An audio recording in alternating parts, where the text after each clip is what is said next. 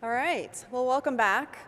Did you guys enjoy the breakouts and lunch we had today? Good. I'm glad you were able to visit that. We like having that little bit of work around where we can intermingle and visit all of our industry partners. So our aviation system is on the brink of a new era. The question is, how do we build the next generation of air traffic control, integrating new technologies, meeting growing demand, and ensuring the National Airspace System is safe and efficient? Well, to explore these challenges and opportunities, we brought together leaders from across industry and government. Please welcome our panelists. Kristie Greco Johnson, Senior Vice President of Government Affairs at National Business Aviation Association. David Seymour, Chief Operating Officer at American Airlines. Franklin McIntosh, Chief Operating Officer, FAA. Nick Daniels, President, NATCA. And our moderator, Executive Vice President Emeritus of NATCA, Trish Gilbert.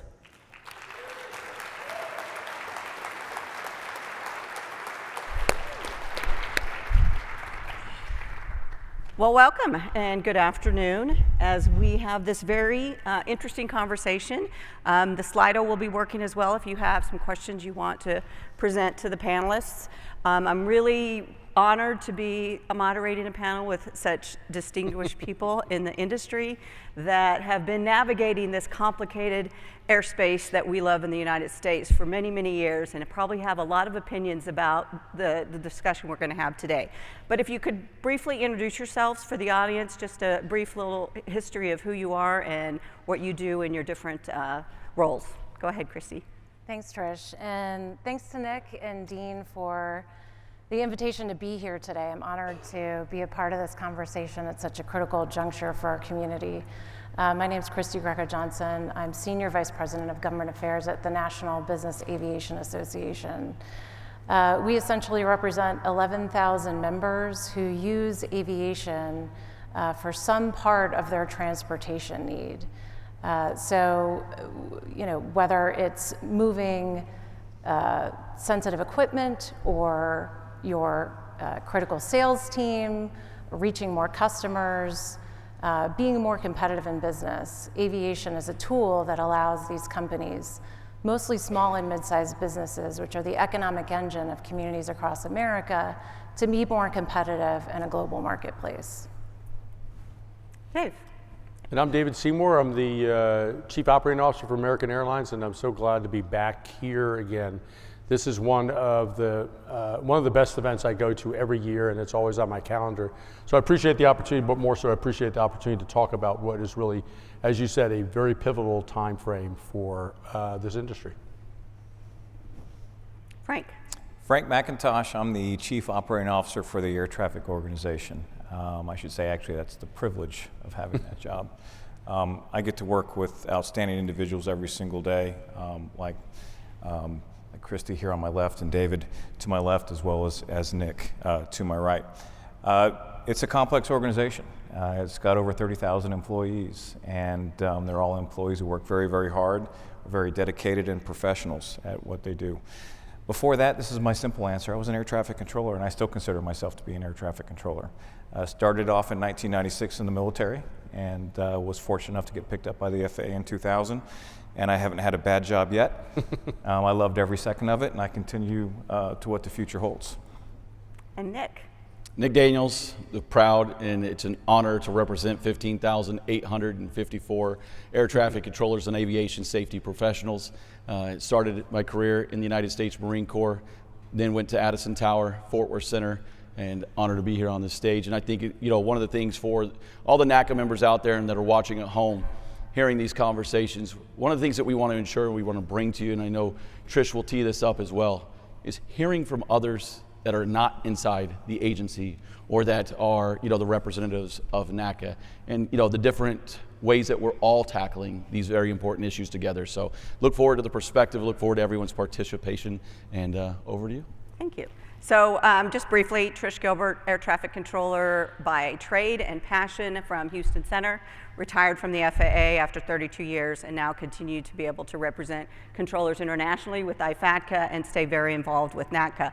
I will just give a fun fact to show, kind of tee off the conversation. As the National Legislative Chair before I became Executive Vice President, the first time I testified before Congress was before the T&I Committee as, again, the Legislative Chair on behalf of the organization. President Pat Forey at the time asked me to do that. And the testimony was on the state of FAA facilities and equipment. And it was not in good state back then. So 2008 was the first time. So here we are, we're on the era of a really, really opportunistic time to finally see a system refreshed and then set for the next generation of new entrants, the next generation of new professionals. But as we talk about that technology, and it's been talked about a lot in DC and everywhere else, I think it's been said over and over again, the technology part is probably the easiest piece. Yeah. It's going to be the people that are going to be the hardest to, how do you deal with all the stakeholders? How do you deal with the workforce? How does industry make sure the passengers, they don't see further disruptions as we aggressively modernize this new air traffic control system? So if you can each just briefly talk about how do we collaborate together, government, industry, and take care of those people that work in the system and those people that utilize the system. Well, Trish, I'll start here. Again, like you said, very pivotal moment, but I think what's really important here, and you hit on it, it's collaboration, and I think that's something that we've heard about, time and time again. But what I've come to really find in this industry, particularly in the air traffic side, is how we collaborate. And collaboration includes everybody. We've got to get everybody involved.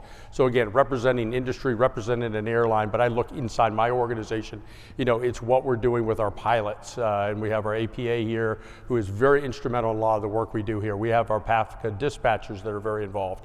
How do we include all of them, work with our peers in industry, but then also partner with NATCA, which I always tell my team is if we're going to do something in the national airspace, it's got to include industry, it's got to include NATCA, it's got to include the FAA. We all have to be a part of that.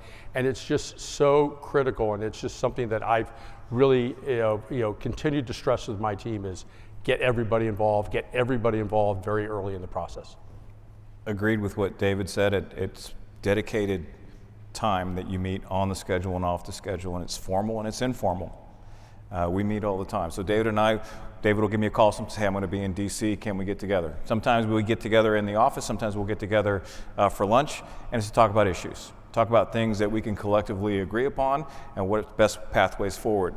Those conversations, Nick and I have those conversations all the time as well. Have those conversations with PASS as well. It's always making sure that we have those dedicated times. You got to have the input of everyone to make sure that you are making the right decisions and moving those things forward. So to your point, David, collaboration is everything, and it's not always in a formal setting. This is a great venue in itself to talk about some of these things, but whether it's a CFS discussion or if it's just a sidebar conversation over lunch, that's where things get done. Kristie. Yeah, Trish, I think the industry, the FAA has done a lot of work in progressing collaboration over the many, actually decades. And I think you've highlighted we have a unique opportunity here. I think when we're talking about modernization, and we've reflected on this a lot this week, is kind of why we're talking about modernization and the moment on January 29th that brought us here to this conversation. I think, weeks like this require us to step back and reflect on what we've done as a response to that. I think we were all deeply saddened as aviation stakeholders on that day, and we've recommitted ourselves to safety. And I think there's something we all have in common in this room is that we're responders. We kind of jump into action when there's an incident or an accident or a problem that we want to solve. So we've had our heads down since that moment, but I think we should reflect on the fact that we've built something since then, which is a coalition, a really powerful coalition that I think will help us move forward in an effective way on modernization, and that's the Modern Skies Coalition. We have more than 50 aviation stakeholder organizations working together, and with a shared goal and shared destiny. And I think it's that coalition that is going to be the key in moving this project forward. So I'm glad you brought up the word collaboration. That's going to be the center of the work that we do within this coalition. Yeah, and I think stepping into this role as NATCA president, it's one of those things that is a rarity in aviation. When you see everybody having their own special or competing interests, you have different airlines that are out there and they're competing for different spots and in competition, but in a way where we can all come together and align on a goal. But I think the question of itself was the most important part that has to stay front of mind for the future. The question was about the people. The people, it's so easy for somebody to come in and try to sell a product and say, but look at this new shiny thing. Just bring everybody over here and guess what? It'll all be different, it'll all be better, and we had a great sales pitch for it. But if you didn't have the subject matter experts in advance, that are the ones that are engaged upon it, saying whether it'll work or not, whether it's going to take us into the future, we're just going to miss the mark, and we'll sit here and look at each other and be at another CFS and not see any true change. But keeping the people in mind every step of the way goes to what we were talking about this morning, from communicating, but they have to stay the focal point of the system of the future. Everything that is being done should, yes, ease the burden, make their lives better, bring better work-life balance, but they have to be the ones that we're focused on, not the equipment itself. If they stay the pinnacle of it, we will be successful. Nick, that's a really important point, and something we've talked a lot about within the Modern Skies Coalition. NBAA is a member, and so is NATCA, the airlines as well. The people are essential. Understanding that the workforce is a key piece of the solution, and delivering technology solutions really requires that integration of the workforce and input of the workforce as the technology is being built, or the investment, the valuable taxpayer dollars won't be spent as effectively and efficiently as they could be. So, I mean, the people are the heartbeat of the system, and it's key that they're involved, not just so we get what is actually going to modernize the system and be utilized by that very talented workforce, keep the passengers happy and engaged and moving through the system safely. But this timeline, let's talk a minute about the timeline. How are we going to handle this speed of change without too much disruption, because there will be some? How are we going to make that happen? And I'll go with you, Frank, first on what do you envision that to look like? Certainly, I believe the only way to do it is with the people fully engaged and collaborating across industry, but how do you envision that happening? It definitely starts with the people. I'm really looking forward to the new integrator being named, because that's going to be job one for them, is how are you going to bring all these systems online and do the appropriate operational risk management.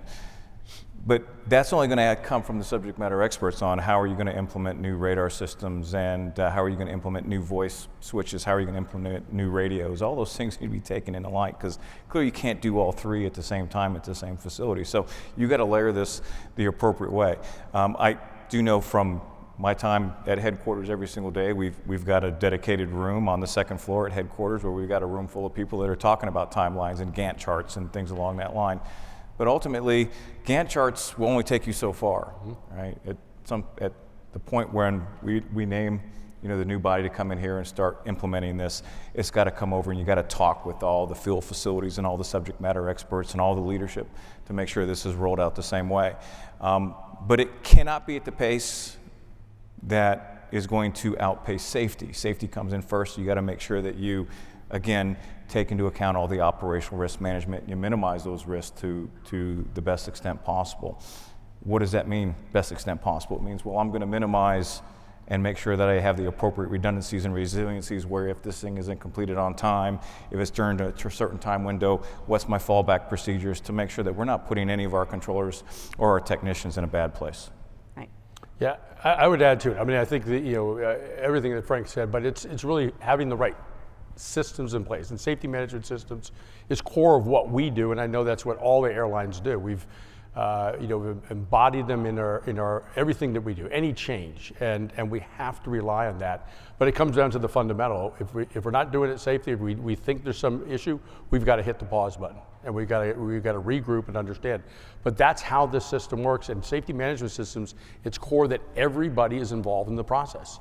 I think the chairwoman Hamidi yesterday talked about it. It takes all of us. It's going to take all of us to lean in. It's a lot of change coming, and we're only going to be able to get that done if we're all leaning in the right direction, the same direction to get this thing done. But again, we always have to go back to safety. We have to understand what the risks are, how we mitigate if there is risk out there, and how do we work that out of the system.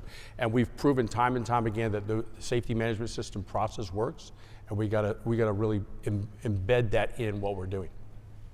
Can we safely speed up or make those processes more efficient as we have multiple things engaged in implementation, deployment, construction, whatever's happening all at the same time? How do you envision that working, Nick, or anybody else? I'll start on it. I mean, go to the adage, I would say sayings that are, relevant to today is measure twice and cut once, right? We've seen so many times you go into a building, say, okay, we put in that new screen for you. Okay, well, who decided that screen was going into there? I'm not sure. And oh, by the way, we're going to remove that screen now that we said we were going to use because we've got to do a new project and put a different screen over here. We're going to move that screen as well.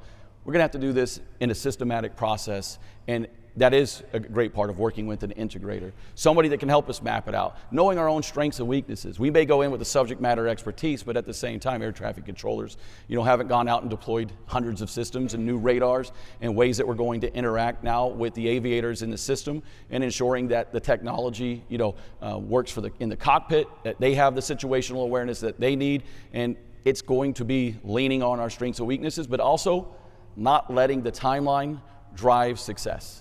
We're going to have to listen to the people of, is this working, is it not, and do we feel ready to cut it over, and then own that together and take the obstacles out of the way, but that's going to take leadership being engaged and involved, not just setting it and forgetting it. So long overdue modernization. People have to be at the heart of the decision making and the engagement. All stakeholders need to be a part of it. Strong, robust safety management principles. What about the technology? Did you want to add something before I move on to the... Kristie, you look like you had something about it. I have lots of thoughts, but I think we can be honest about this as a major complex undertaking, and there's something daunting about it. But the FAA has rolled out change. They've rolled out new technologies. They've experience in this.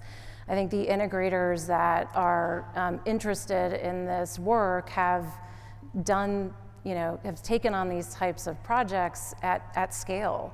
So when you combine those things, plus the strong interest in the stakeholder groups in making this work, I think you've got the right combination. I think we should be honest with ourselves that there are going to be challenges. And while we're good at collaborating, we're also really good at duking it out, which I think we've already highlighted as well.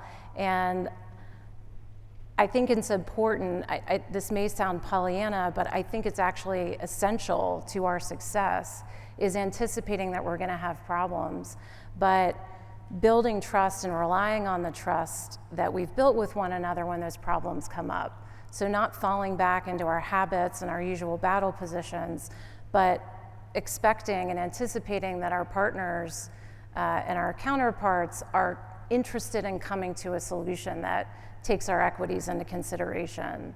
So we've only just begun, and we may have $12.5 billion, which I think is significant, but the hard part has not come yet. And I think we have to expect it and prepare for it, but try to do things in a different way and really make collaboration the watchword and not fall back into old habits.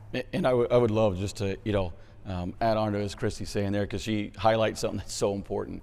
It's one of the things that you hear industry saying now is recognizing the burden that's currently on the air traffic controller today. That is a giant step forward in just recognizing what is happening with the workforce that is already strained of 10,800 certified controllers, where there should be 14,633. It's going to be looking for that shortcut, or what's the easy button, and how do we hit it, and how do we get there overnight. That's not the case. It's going to be the long-term commitment to exactly as Kristie is saying there, but also that leaves me optimistic that we're recognizing that burden in advance. And I don't think he coined the phrase, but to quote my brother Mike Christine, I mean, we are chasing and having a car go down the road at 70 miles an hour and changing the tire real time. That is what doing this entire new system while running the legacy system that we have. It's a reality, but it's going to be imperative that you're involved every step of the way, and that we embrace these challenges together, but you also get to see how it's going to benefit you in the long run. And Nick, I'll have to correct you there. You're going to be changing all your tires. Okay, all right. Not just one. And the oil. Mike, Christine, update the saying, Mike. But add to it. I mean, again, as you talk about the hours that all the controllers here and your peers are doing, but it's the facilities, it's the technology. I think we all understand what challenges, and the fact that you continue to deliver a safe and complex airspace all the time says a lot about you under the conditions you are. And we're all there. We're behind you. This is a big push for all of us to get you the number of controllers you need in the facilities with the technology and even the infrastructure to support the technology. We're all in this together. To put a fine point on what Dave just said, we have meetings scheduled next week as a coalition to have your back on this. The Congress is working on a continuing resolution, and the big question in Washington is whether it will pass or whether the government will shut down. I mean, there's serious consequences to controller training, hiring, keeping the academy open, and keeping that pipeline moving if the government shuts down. And so we are all going together as a unified force to say, not only do we need to ensure that the continuing resolution is passed, but we continue pushing on ATC modernization with workforce investments along with technology investments. And it's really important that everybody lean into this industry as a whole, because things are going to come up throughout the next several years, and there will be challenges, as you all have mentioned. Why is this, Kristie, before you were at NBAA, I think we met on the Hill, you worked 23 years up there. Why is this different than other attempts to, we've had, the initiatives around Next Gen and certainly the bipartisan infrastructure law that passed. What's different about this one? And I feel the optimism across industry. Why is that there this time versus other times? I think we've seen it across the board, from the president to the Secretary of Transportation, across the administration, from Congress, from the general public. There's a national imperative to do something to modernize the system. We've got a galvanized industry, labor, industry, united together. And I think that has resulted in significant progress in a short period of time. Everybody's leaning forward. And when we can speak with one voice, we can really get things done. The proof point is that $12.5 billion from Congress. In a period of time when budgets are being slashed across the government, aviation is getting a massive investment. But $12.5 billion is only a down payment.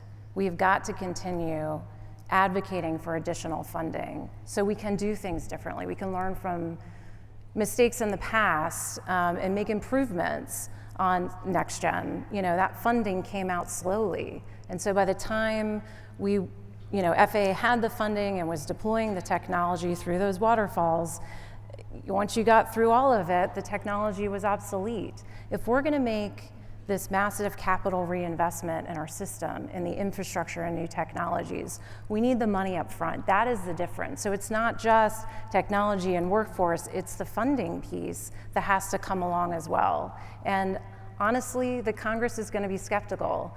That's their job, minding the taxpayer dollars. And I think that we've got a critical point here where the decision on the integrator and then the integrator's partnership with the FAA, laying out a plan, a more detailed plan about how we get this done, laying out a process to engage the stakeholders, laying out a process to inform the Congress. What are the milestones? How do we hold the process accountable? How do we hold each other accountable and the stakeholders accountable and the FAA accountable? That's going to build confidence with Congress in order to secure additional funding. But there's a lot of different things. And again, I think as we kind of fall into those habits of, throwing stones and, there's risk here and this is too big to do, and it's easy to sit back and criticize. The hard part is getting it done and getting over those hurdles. And I like to read this book to my kids, the Going on a Bear Hunt, where the kids come upon the tall grass and the river and the mud. You can't go over it, you can't go under it, you gotta go through it. That's our future. And I think if we kind of stay focused and get through it, we can get that additional funding and we can make this project a reality. Frank, why is it different at the FAA? I was going to take what Kristie was saying, and I was actually going to put my spin on it. So thanks for coming to me. That's great. So what was just said was paramount. $12.5 billion on the front side. Year after year after year, what we've seen is what we've called the peanut butter spread in the FAA and the ATO, which is you didn't quite have enough to take care of all these programs, so you would just do just enough to keep a program alive. That takes forever. And we talked about technology. A technology that takes 10, 15 years is not a technological advancement. It's a slow death is what it is. So having that 12.5, which is a third of what we need right now, but it's a heck of a way to catch up on a lot of these things and actually earmark the money that we're going to make those investments in as far as surveillance and as far as SAIC and safety portfolios and things along that line. That's where we need to be. And while we're still waiting for the other 2/3 of the payment, we have to come through. So like you, I was House T&I this year for about a 3.5-hour session, and it was great, I got to tell you.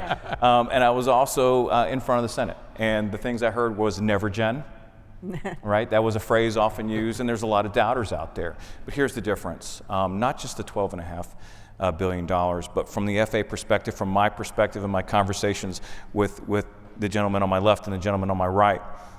We're not going to fail. We won't let this fail. We will be successful.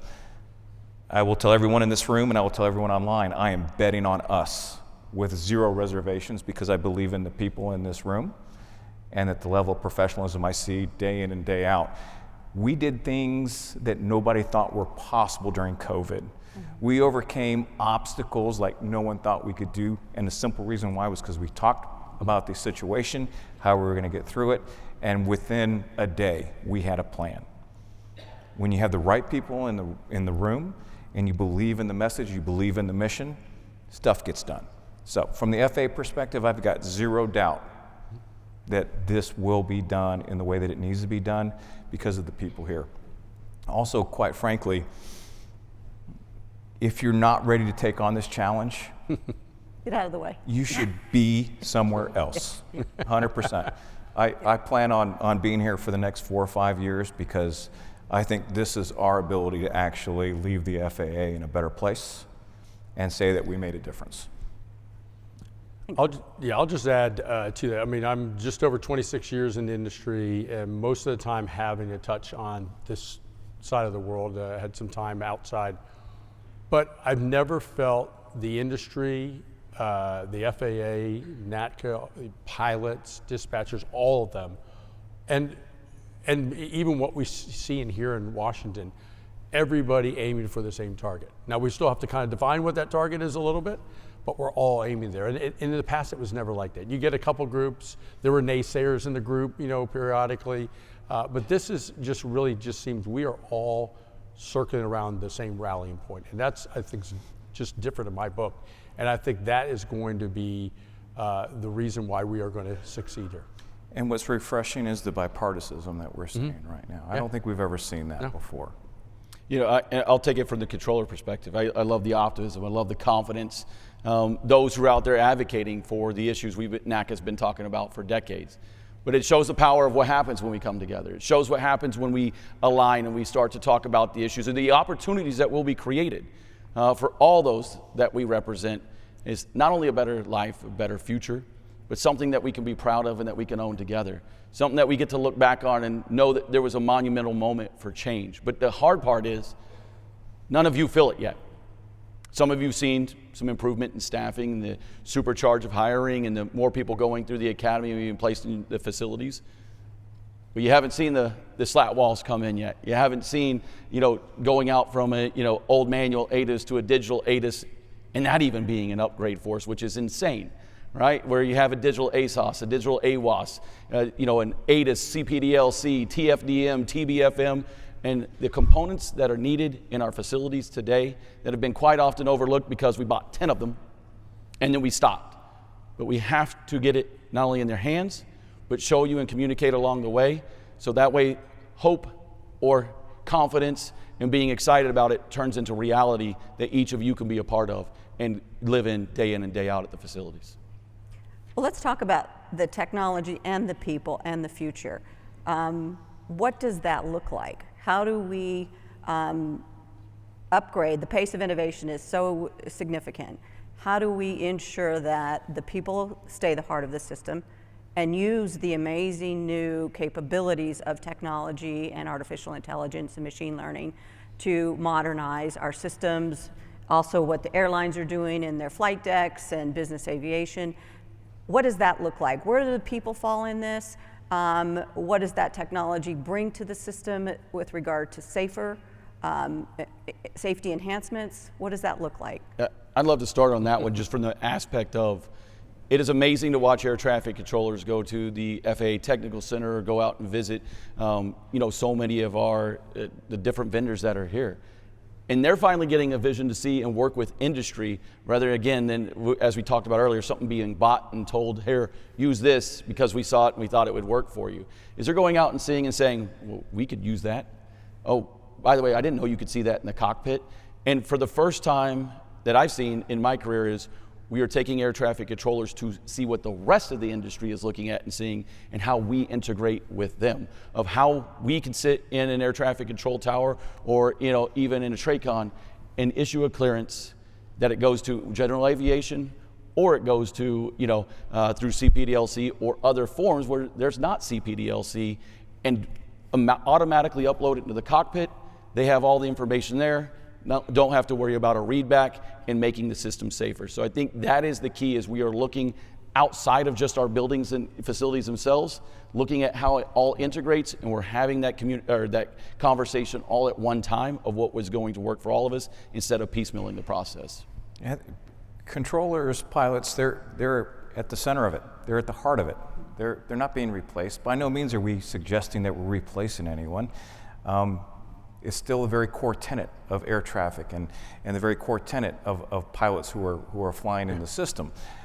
These tools, these technologies are meant to be at the fingertips of the individuals flying the aircraft, at the people making hundreds of control decisions in a session to make smarter decisions, to be safer, but it's just to make them better at their jobs, to make them more informed of situations that occur in a split second versus waiting for a radar feed to come back and give a control of the information. So the intent is to make sure that the controller, the pilot, is still at the center of everything. We're just putting better tools at their disposal to make better safety decisions. Yeah, augmenting, not replacing. Yeah. Exactly. Yeah, let me add one, because it's an example I think that really shows about it. And it's technologies that we've had, we're just now deploying, but it shows where the controller, the pilot are still in the center of it, and that is ADS-BN. It's a technology that we've been working on, and my shout out to, I got the opportunity this last couple of days to meet the folks from Albuquerque Center that use it for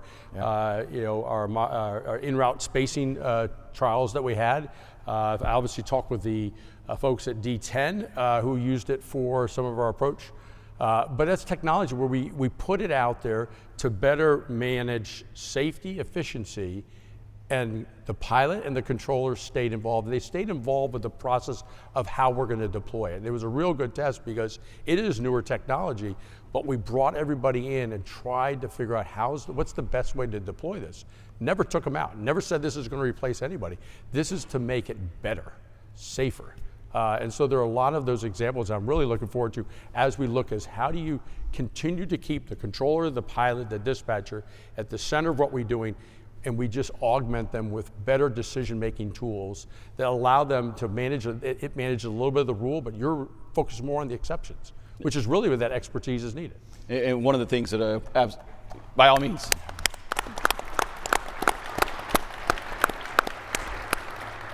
One of the things that I applaud, not right on the back of that to play on the applause, is that you, David Surridge, and so many others didn't just say, okay, somebody else go handle this. You were personally in those facilities, listening to the controllers, listening to that feedback. And we need decision makers that are out there being a part of this, not sitting back, looking from on high and saying, did everything work out okay? And then blame somebody when it doesn't. Being out in the field, being present is a huge thing, and we do appreciate you taking that on.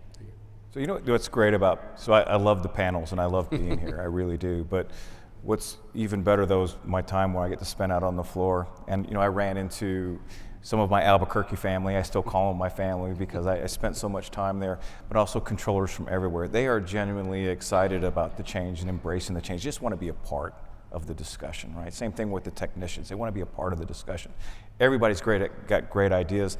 David from American, obviously his team. I spoke with several other stakeholders that use the system.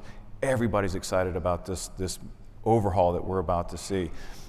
But the energy, once you come off the stage and you're behind those double doors on the other side, that's where the magic happens. Yeah. I'd say that we're excited about bringing the tools and the technology into the 21st century for sure, but that technology is only going to be as strong as the foundation. And so, we have to ensure that we're building a reliable, resilient system. So that's the telecom, moving, to fiber, the staffing, making sure we've got the workforce spooled up, that workforce has the latest technology and training and simulators. So let's not lose sight of those foundational underpinnings as we're reaching for these new technologies. And I think we have to be doing these things concurrently. So we won't have the staffing by the time this starts and starts Correct. rolling out and it goes crazy, because we all know with each new piece and each new change to keep the system safe requires also training the workforce, whether it's the technicians to maintain it or the controllers to use it.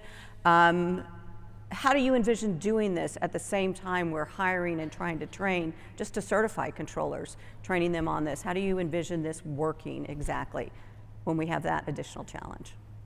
You want to start? I can take it, you can take it. I know we kind of answered it earlier. I'll start with realizing, again, I say it over and over, but realizing what we're about to ask of this workforce. Making sure that the obstacles that were in the past or the things that we could point to, I have no idea why we do that. I'll give you an example. The thing I hated most at Fort Worth Center when I first got there was I went to what back then was called the DICIM, but it's the TTL, the Technical Training Lab. I go in there and they say, listen, you're going to go through 6 to 8 weeks of this, and then we'll need you to forget everything that you did, and then we'll teach you the real way to do it later on. I hear last because it's probably still out there in many of the facilities. And I wanted to take that challenge on. I became the training rep of the facility. I kept that, stored of, and if there's something I could change, I need to change that.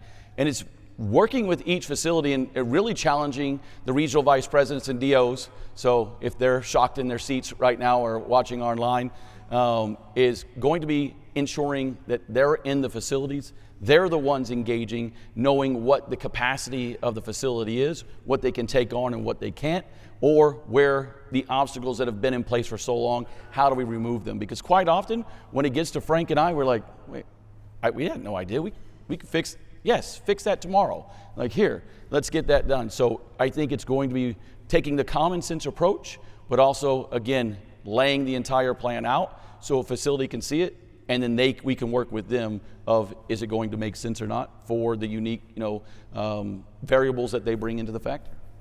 Yeah, I agree, Nick, and that's something that we're going to have to work our way through, but obviously we can't sacrifice the training of the controllers and the technicians on these new technologies. We've got to make sure that's done correctly.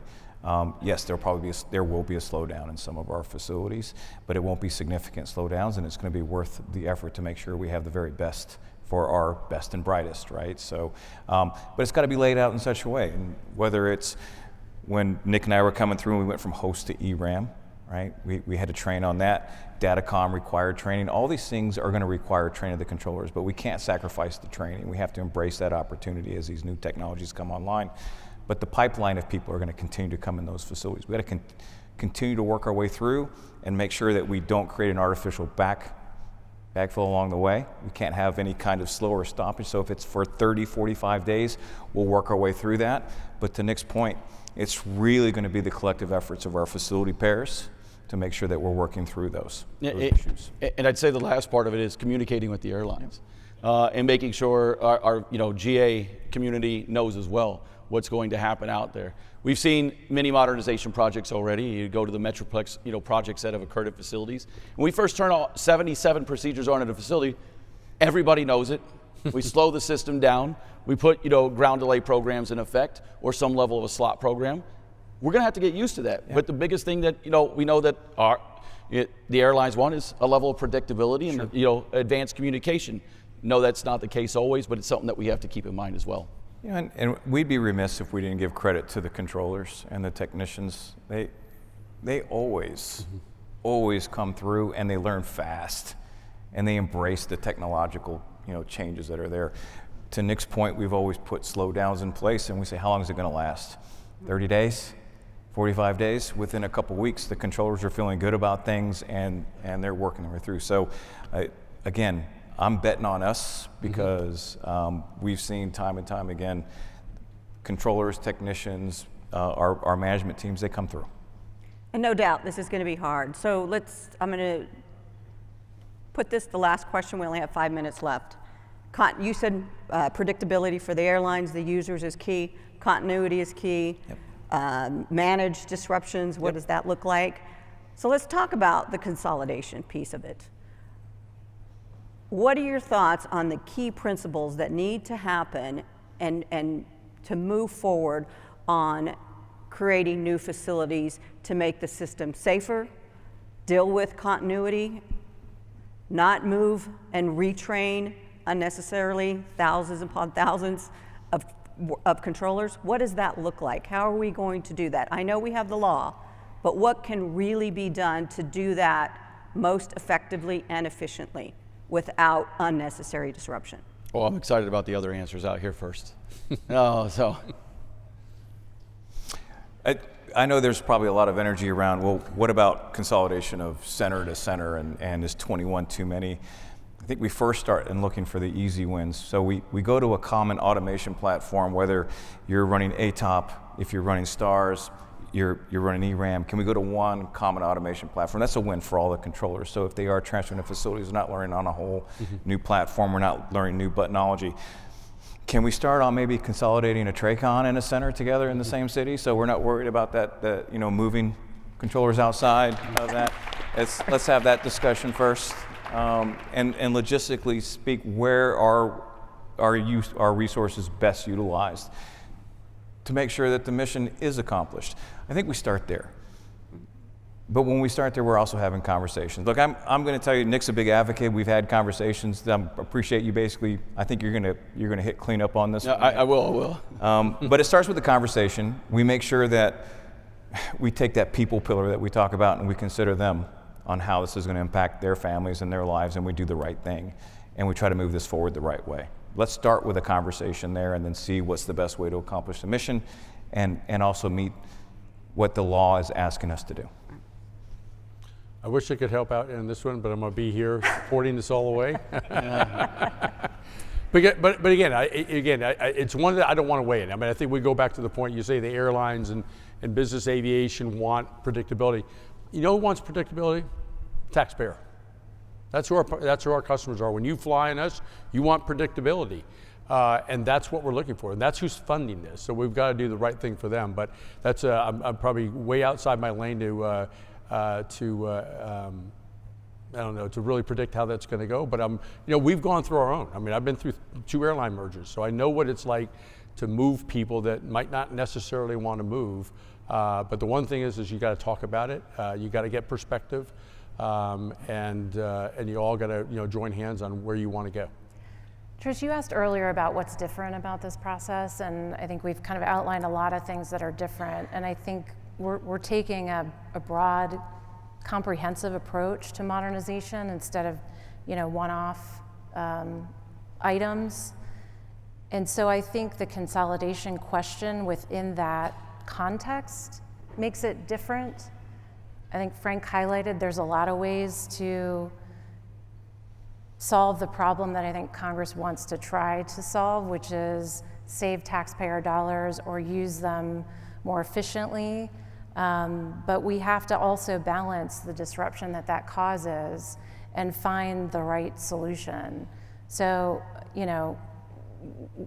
we've been talking about this within the stakeholder coalition, but we're really looking for the right practical solution. There are ways to consolidate facilities that are in certain regions or areas that cause minimal disruption.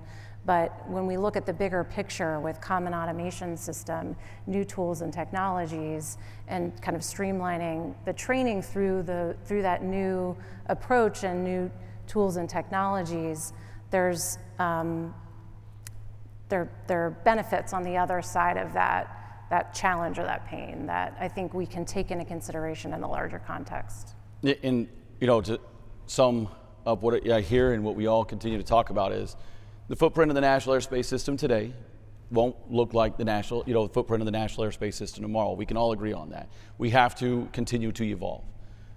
But you heard safety, you heard resiliency, you heard continuity, and you also heard people. Making decisions for a real estate purpose to say we have less facilities is in no way going to serve the American people and the American taxpayer. If that's who we want to go out and look as the people that we're serving, is the goods, the services, ensuring their ability when they go to an airport. They don't care where that controller is. They're caring about, are they safe? But they also care about, is that air traffic controller being looked after? Is that, are we moving thousands of people, thousands of miles because it was written into a law? Or is there an actual approach that makes sense, that could put us in a position to be successful today? And instead of picking up and moving people across the countries, disrupting families, disrupting lives of over 5,000, and the upfront cost to the government that would do is going to do nothing but slow down the expedited timeline that we want to be on. So keeping the people in mind, keeping them in place, and putting a sense where air traffic controllers aren't scratching the head of, wait, why would we combine those two facilities? That doesn't make any sense, when we could just do something exactly like Frank said, is look at the facilities that are right next to each other, facilities that are usually aging, decrepit, and need to be rebuilt anyways, and look at a different flow of airspace, vertical abilities, putting a TRACON and an en route facility together, and then imagining the futures from there, but also giving our families and the controllers a chance to build and establish their lives that's somewhere not in a place that's just a lower cost of living and a low cost to the government over the next 10 years.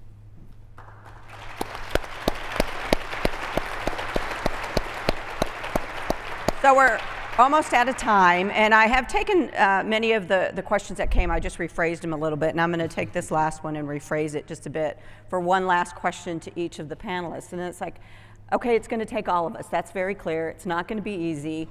What would you say to your constituency, what they can do to be a part of betting on us? What can your people do? What would you tell them? What do they need to say and advocate for? I'd say stay engaged, keep talking, don't assume you've got the full picture when there's frustration or something that's doesn't look right. Ask more questions, pick up the phone, get more information, and be willing to work through the challenge. Yeah, I'll add to it. You hit a lot of the really important ones. It's engagement, involvement. It's being open-minded because remember, when you come to the table, you're coming typically with your perspective. You got to be open to the other perspectives to understand. And it's kind of a point I think Nick talked about. You got to look at the overview. Don't do things just to do things. Do things for a reason. And then the bottom line I'd say is no matter what we do, we cannot compromise our safety. Cannot. Frank. Just be vocal, bring solutions to the table, and all ideas shouldn't be discounted. They should be listened to, and collectively, from the local level all the way up, we should be in a better place. identify those problems, but bring those solutions. Well, that's the most important piece, right, is the solution piece. So we understand that a lot of people are going to have, some complaints about the system, but bring the solution set with you. I'd say go out and learn from the lessons of the past, and be vocal about what was going to move us forward in the future. As in, if we know having the subject matter expert in advance is going to be the key, and you don't see them there, we need to be saying something as the leaders of it. Not looking around just hoping and wishing that somebody else is going to pick it up along the way. I think it's incumbent upon us to put you in the position for success. We are here to support you. It should not be the other way around, and that will lead us to the actual future.